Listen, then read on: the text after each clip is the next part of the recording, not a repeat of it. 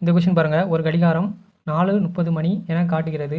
பெரிய முள் கிழக்கு நோக்கி நின்றால் சிறிய முள் எந்த திசையில் நிற்கும்? ஃபஸ்ட்டு கடிகாரம் போடுங்க. அதாவது 12, 3, 6, 9.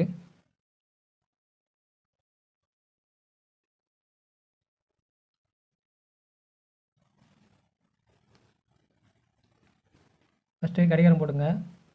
இது வந்து பார்த்திங்கன்னா 4:30 மணி காட்டுது அப்படின்றாங்க. 4:30னா சின்ன முள் வந்து இங்கே இருக்கும், அதாவது 4 தள்ளி இருக்கும். பெரிய முள் வந்து 6 இருக்கும். ஆனால் அவங்க வந்து என்ன சொல்கிறாங்கன்னா, ஒரு கண்டிஷன் கொடுத்துருக்காங்க. பெரிய முள் கிழக்கு நோக்கி நின்றால், அதாவது இந்த பெரிய முள் வந்து கிழக்கு நோக்கி இருக்கணும் அப்படின்றாங்க. மறுபடியும் பாருங்கள், மறுபடியும் கிளாக் போடுறோம் பாருங்கள்.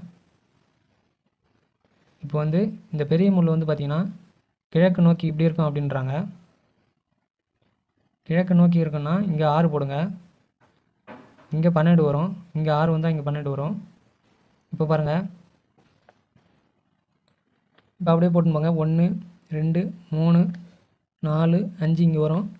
7, 8, 9 இங்கே வரும். 10, 11.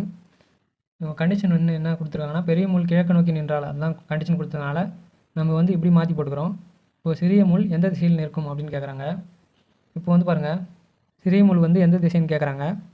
அதாவது சிறிய முள் திசை வந்து 4 தாண்டி கொஞ்சம் தூரம் இருக்கும். இந்த இடம் கரெக்டாக சொல்லலாம். சிறிய முள் வந்து 4 தாண்டி கொஞ்சம் தூரத்தில் இருக்கும். 4:30 மணினா இங்கே தான் வரும். இப்போ வந்து திசைகள் டைரெக்ஷன் போட்டுங்க. இது 4:30 மணி வந்து இந்த டைரெக்ஷனில் இருக்குது. இது கிழக்கு நோக்கி தான் பெரிய முள் இருக்குன்றாங்க.